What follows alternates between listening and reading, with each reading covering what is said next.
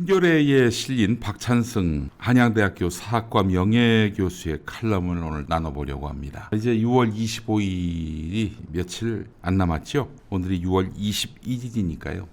6월 25일은 올해 6월 25일은 한국전쟁이 일어난 지 74년 되는 날입니다. 한국전쟁 가장 많은 희생자를 냈고요. 세계사에서 동서냉전을 심화시킨 중요한 사건이었습니다. 자, 그로부터 한 40여 년 뒤에 동서냉전은 끝났지요. 공산주의가 무너지면서요. 자, 그러나 남북한의 분단은 74년 이어지고 있습니다. 햇수로는 76년째 되는 것입니다. 근데 말이죠. 한국전쟁이 일어나는 과정에서 이 전쟁과 관련된 각국 지도자들의 심각한 오산과 오판이 있었다는 점을 박찬승 교수는 지적하고 있습니다. 북한의 경우를 보겠습니다. 북한 정권 지도자였던 김일성은 북한 정권 수립 직후부터 국토 완정을 앞세우면서 전쟁을 통한 통일을 꿈꿨습니다. 1949년과 1950년 봄에 소련의 스탈린을 만난 김일성. 우리가 전쟁을 할 테니 지원해달라 이렇게 스탈린에게 요청했습니다. 1949년 봄에는 스탈린이 아직은 때가 아니다 라고 얘기했는데 1950년 봄에는 이 요청을 받아들였습니다. 이때 스탈린은 전쟁이 나면 미국이 개입하지 않겠냐라고 김일성한테 물어봤는데 김일성은 중국의 국공내전에도 개입하지 않던 미국이 나중에 중국과 대만으로 갈라졌던 국공내전 그때 미국이 개입을 안 했는데 그보다도 작은 한반도 전쟁에 미국이 개입할 리가 없다. 김일성이 이렇게 주장을 했습니다. 미국이 개입한다 해도 속전속결로 전쟁을 끝낼 계획이다. 국토에서 완전히 이승만 세력을 몰아냄으로써 한반도를 자기 손에 넣을 수 있다라고 스탈린에게 그야말로 큰 소리 쳤던 것입니다. 그러나 미국은 전쟁이 나자마자 즉각 개입을 결정했고 유엔군을 조직해서 한국전쟁의 주역으로 나섰습니다. 김일성의 판단은 완전히 틀렸지요. 그래서 결국엔 어떻게 됐습니까? 9월 서울 수복을 위시해서 북진을 했었고요. 한국군과 유엔군이. 그래서 결국에는 김일성이 중국으로 넘어간 거 아닙니까? 도망간 거 아니에요? 또 북한의 김일성과 박헌영은 전쟁을 일으켜서 서울을 점령하면 남한 내에 남로당 자녀 세력 20만여 명이 봉기해서 남한 정부를 전복시킬 것이고 북한군은 한 달 이내에 남해안까지 진격해서 전쟁을 빨리 끝낼 수 있다. 이렇게 예상한 흔적도 역사적 기록으로 남아 있습니다. 자, 그러나 좌익 세력의 봉기는 없었습니다. 국군하고 유엔군은 낙동강에 방어선을 구축해서 3개월가량 버텼습니다. 대단했죠 그때. 자, 그렇다면 김일성은 왜 이런 오판을 했을까? 너희가 전쟁을 먼저 벌였기 때문입니다. 전쟁을 먼저 일으키면 전범이 되는 거죠. 무력 외에는 명분이란 게 없어요. 전쟁을 먼저 일으킨 세력은요.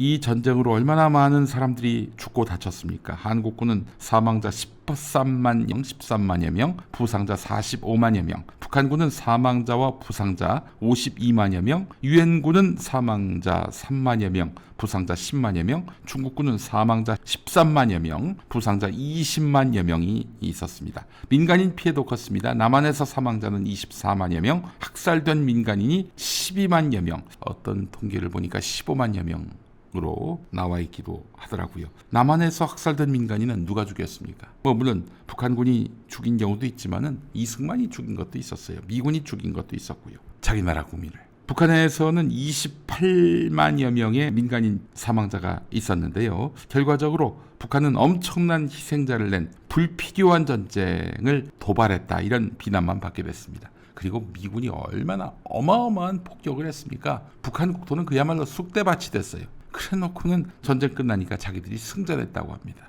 그런 승전은 정신적 승전입니다. 정신적 승리. 소련의 지도자의 오판도 보겠습니다. 스탈린. 1949년 8월 핵실험에 성공한 스탈린은 미소 냉전 대결에서 어느 정도 자신감을 가졌습니다. 미국과 싸울 만하다. 게다가 1949년 9월에 중국 공산당이 국민당 정권을 대만으로 몰아내고 중화인민공화국 정부를 세우니까 동아시아의 정세가 공산주의자들에게 유리하게 바뀌었다고 생각한 것이죠. 그래서 이제 스탈린 생각에는 김일성이가 한반도 전역을 장악하게 되면 소련의 영향력이 한반도까지 미칠 수 있다. 이 대륙 전체에 미칠 수 있다. 이렇게 판단을 했던 것 같아요. 그래서 또 스탈린은 열심히 유럽을 공산화하려고 애를 썼었고요.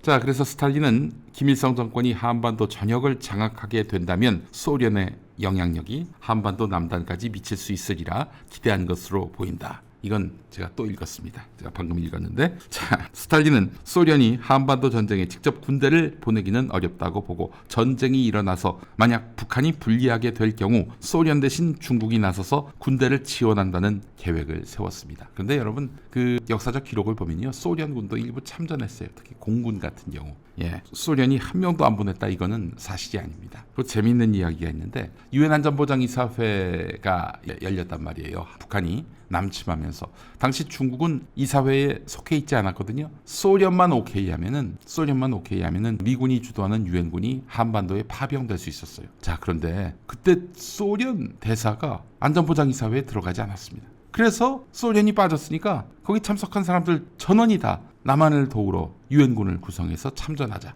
이 결의를 한 겁니다. 아니, 소련 대사는 왜 그랬을까? 조용기 목사가 옛날에 설교 때 이런 말을 했습니다. 당시 소련 대사가 회의장으로 가는 길에 하나님이 역시아시아시아, 그래서 타이어가 펑크가 났다는 거예요. 여러분, 이건 구라입니다. 있지도 않은 그런 완전한 구라예요. 주 유엔 소련 대사는 안전보장이사회에 안 들어갔는가? 네, 스탈린의 계략이라는 거예요. 무슨 얘기냐? 스탈린은 그 미국의 군사적 역량을 한반도에 집중시키려고 그렇게 한반도에서의 전쟁을 오케이 했다는 거예요. 그래서 저게 뭔데? 미국은 이제 유럽에서의 공산화를 막는 데 있어서 과거와 같이 그 어떤 열정이 많이 떨어진다는 것이죠. 그래서 유럽에 대해서 한눈을 파는 사이에 한반도에만 집중하게끔 만드는 것이죠. 그리고 스탈린은 유럽을 공산화하는 데 역점을 두려고 했던 거예요. 실제로 많은 동유럽 국가들이 공산 국가가 되지 않았습니까? 자, 미국의 개입을 가장 두려워했던, 그래서 또 미국의 어떤 그런 관심을 딴 데 끌고 싶었던 스탈린은 그래서 1950년 1월에 미국 국무장관 에치슨이 연설을 통해 또 맥어더가 보낸 전문을 통해서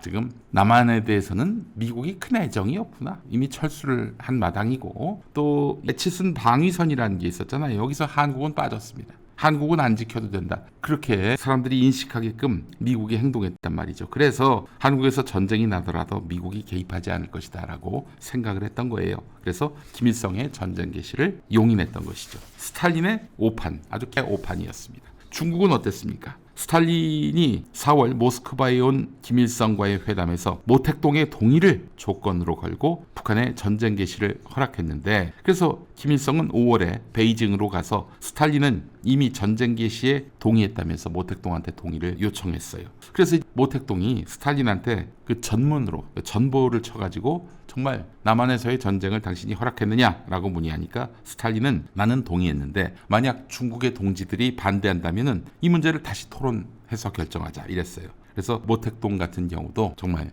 스탈린이 오케이 했을까, 이 의심을 가졌던 건데, 모택동은 미군이 개입할 수도 있겠다 이렇게 염려는 했지만 전쟁 개시엔 동의했습니다.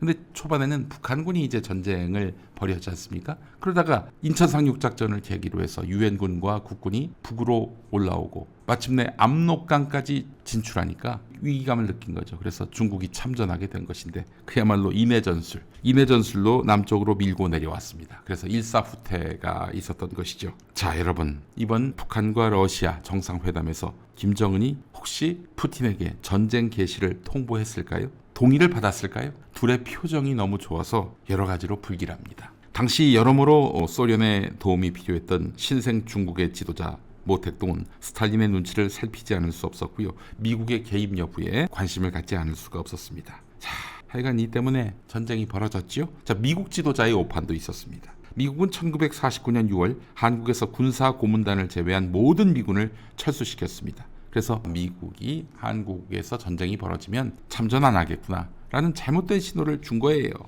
미군 철수 후에도 설마 소련이 북한을 앞세워서 남침하겠는가, 이런 생각을 했단 말이죠. 그래서 미군에게는 전쟁이란 건 있을 수 없다라고 판단을 했고, 그런 오판이 에치스 라인에서 한국을 뺀 그런 결과를 만들어낸 것이다, 이런 얘기죠. 1949년 이후에 북한과 이 휴전선에서, 당시 휴전선이 아니라 38선이었죠. 거기서 잦은 충돌을 벌였던 남북한. 근데 이승만이 오판을 했어요. 북한 뭐 별거 있냐, 우습게 봤던 거죠. 아니, 우습게 볼 이유가 없는데 차곡차곡 전쟁 준비를 김일성이가 해왔다는 걸 이승만 귀에도 분명히 보고가 됐을 텐데 전면 남침에 전혀 대비를 하지 못했던 거죠. 그러니 6.25가 터진 그날에 많은 장교들이 외박 나갔다는 거 아닙니까? 하하, 정말 참. 그래서 한반도에서 벌어진 한국 전쟁이 남긴 교훈을 두고 박찬승 교수는 첫 번째, 한반도에서 전쟁이 나면 미국, 러시아, 중국 등 그 주변 강대국들이 한반도의 지정학적 중요성 때문에 어떤 형태로든 개입한다. 비단 북한과 러시아가 자동 군사 개입 이런 협정을 맺지 않더라도 개입할 수밖에 없다. 여기엔 중국도 마찬가지고. 이런 얘기죠. 두 번째, 한반도의 통일은 한쪽이 다른 쪽을 굴복시키는 전쟁으로는 불가능하며 전쟁은 남북한에서 엄청난 인적, 물적 피해만 남길 뿐이다. 그렇죠. 미국, 중국, 러시아가 또 일본까지 뒤엉키면 전쟁에서 승자는 없어요. 전쟁 벌어진 나라에서 그냥 심각한 타격만 입을 뿐이죠. 지금 윤석열은 이승만과 똑같다고 봅니다. 허세를 부리는 것이나 미국의 개입으로 우리는 이길 것이다. 이렇게 착각하고 있는 것입니다. 이기긴요. 폭망하는 겁니다. 남도 북도 다 폭망을 하게 되는 겁니다. 그리고 전쟁 자꾸 이렇게 좋아하는데 윤석열 오늘 아침에도 보니까 우크라이나에 살상 무기를 보내겠다. 와, 이제는 전선을 러시아하고도 지금 넓히고 있어요. 이런 가운데 또 밤새 대북 풍선이 또 날아갔다고 합니다. 아니, 김동연 지사는 왜 막질 않습니까? 순찰만 돌면 뭐예요? 풍선이 날아가는데 걔네들이 또 뭘 어떻게 보낼지 모르는 상황인데, 아니 뭐 순찰만 돌리면 걔네들이 무서워서 안 보냅니까? 아, 진짜 이런 김동연 같은 사람 보면은 정말 이 관료주의의 패단을 아주 극명하게 봅니다. 저런 인간이 지금 나도 대통령 될 수 있다 이런 헛꿈을 꾸고 있으니 기가 막힐 노릇이죠. 그리고 만약 전쟁 벌어지면 우리 군은 어떻게 될까요? 지금 우리 군의 상태부터 한번 점검해 봅시다. 본인 과오를 감추려고 휘하장병의 죽음의 진실을 감추려 했어요. 임성근이가 지금 공청에 나왔는데, 이런 군대에서 누가 지휘관을 믿고 싸우겠습니까? 여러분, 평화가 우선입니다. 평화가 정답입니다. 네, 유일한 살 길입니다. 윤석열 좀 만나고 오시죠. 존경하는 국민 여러분, 드디어 김정은과 푸틴이 원팀이 됐습니다. 걱정 마십시오. 우리에겐 날리면 형님이 있습니다. 바이든 형님이 있습니다. 형님이 우리를 지켜주실 겁니다. 러시아 놈들이 북괴와 손잡고 우리에게 도발하면 미국의 핵폭격기 B-21이 날라와서 북한을 쑥대밭으로 만들 겁니다. 하하하. 네? 미국이 대북 풍선 쏘지 말라고 했다고요? 또 스피커도 틀지 말라고 했다고요? 바이든 형님이 왜 그러시지? 선거가 바빠서 그러신 모양입니다. 그래도 걱정 마세요.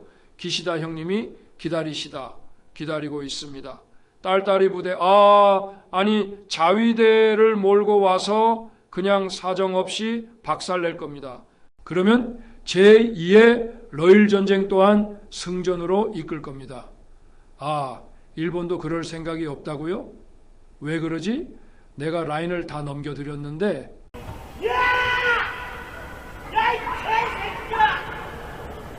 어떤 씨발 새끼야? 하여간 국민 여러분, 제겐 남은 카드가 전쟁밖에 없습니다. 전쟁이 뭐 대수입니까? 여러분도 일생이 전쟁 아니었습니까? 입시 전쟁, 승진 전쟁, 출세 전쟁, 날마다 전쟁에 길들여진 여러분, 인생 자체가 민방위 훈련인 여러분, 우리 군을 믿고 함께 합시다. 네? 군을 어떻게 믿냐고요? 병사를 죽게 만든 사단장, 중대장 어떻게 믿냐고요? 씨발 졸라 말 안 듣네? 내 인생의 태클이 여기서 들어오나? 오늘은 여기서 끝!